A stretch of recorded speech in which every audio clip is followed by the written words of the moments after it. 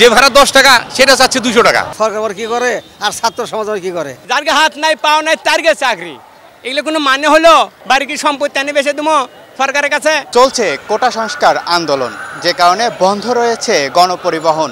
তবে এ সুযোগে রিক্সা চালকরা এবং সিএনজি চালকরা বেশি ভাড়া চাচ্ছেন বলে অভিযোগ করছেন যাত্রীরা।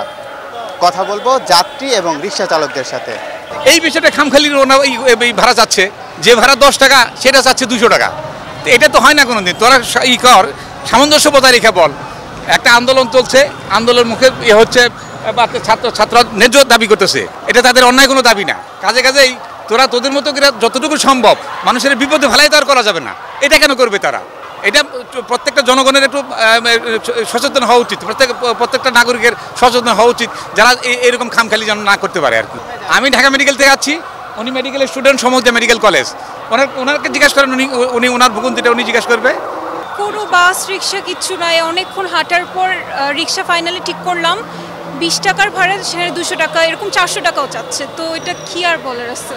এটা তো যুক্তি না, তারা ঠিক আছে, তারা তাদের জায়গায় ঠিক আছে, কিন্তু এখন এরকম রিক্সাওয়ালারা তাই বলে এত দাবি করবে, এটা তো ঠিক না। আমি যে ফারামপেটে হলি করে স্কুল থেকে আমার নাতনিকে নিয়ে আসলাম, ওন থেকে রাস্তা পার হয়ে অনেক দূর হারছে, খামার রয়েছে, খামার মার যে রিক্সা লিছি, যে রিক্সা 40 টাকার কথা, সেটা 60 আসছি।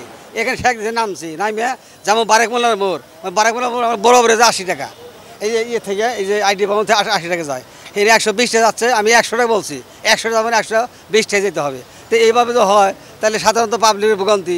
এই যে যারা ই করতে আছে, অবরোধ করতে আছে, এই অবরোধ মানে বসতেছি না, তারা কি করতে আছে আসতেছি না। সরকার কি করে আর ছাত্র সমাজ কি করে? ছাত্র সমাজের দায়িত্ব কি? দেশের মানুষের ভোগান্তি বাড়ানো না নিরসন করবো? তাদের ভূমিকা একটা খুব সন্তোষজনক না। দেশের মানুষ এই ব্যাপারে ক্ষুব্ধ এবং তাদের প্রতি এই সমর্থন নাই। কাজে আমি মনে করি এই আলোচনার মাধ্যমে তাদের এই আন্দোলন সমাধান করা উচিত, সরকারের উচিত এবং ছাত্র সমাজের উচিত। তাই আমি বলবো সকল মানুষকে সমাজতার ভিত্তিতে দেশ গড়ার লক্ষ্যে সবাই এগিয়ে আসার জন্য। আমি বাসায় যাব, সেই জন্য রিক্সা ভাড়া তো চাইছে, এটা তো বলি মানে শেষ করা যাবে না। 30 টাকার ভাড়া 100 টাকা চাচ্ছে, কেউ 60 টাকা চাচ্ছে। সফলতা অর্জন করতে পারলে এটাই বেশি, হাঁটা অত কষ্ট লাগবে না। মিরপুর থেকে আইছি ভাই, এখন যাবা চাইতেছিল গুলিস্তান ভাই। গুলিস্তান মোটর সাইকেলে আমি আইছি, এহেনতে আপনার এহেনতে আটকাই দিছে, এহেনতে যে আবার ওই পাশে যাবো ওখান তো আটকাই দিছে। এখন কোনো ফিলে আমি যাওয়া দিছি না। মাল কাটার উদ্দেশ্যে আইছিলাম, আমি এই গার্মেন্টসের ব্যবসা করি। এখন আমি ফরিদপুর কেমনে যাবো সেটা হলো, আমি একবার ওই পাশে গেছি, একবার এই পাশে আসে এইভাবে ঘুরতেছি।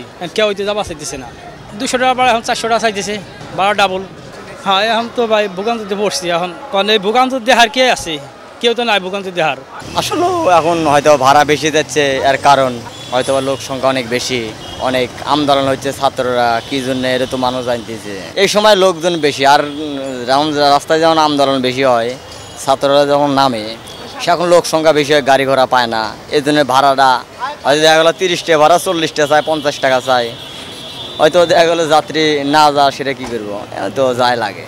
ভাড়া বেশি যাচ্ছে কি কারণ? জিনিসপত্রের দাম বেশি, মানুষ কিনতে পারছে না, ইনকাম নাই, বুঝলেন? তারপরে এই যে লাখ লাখ টাকা দিয়ে পোলাপান লেখাপড়া শিখে, তার কাছে চাকরি নাই, যার হাত নাই পাও নাই তার কাছে চাকরি, এগুলো কোনো মানে হলো?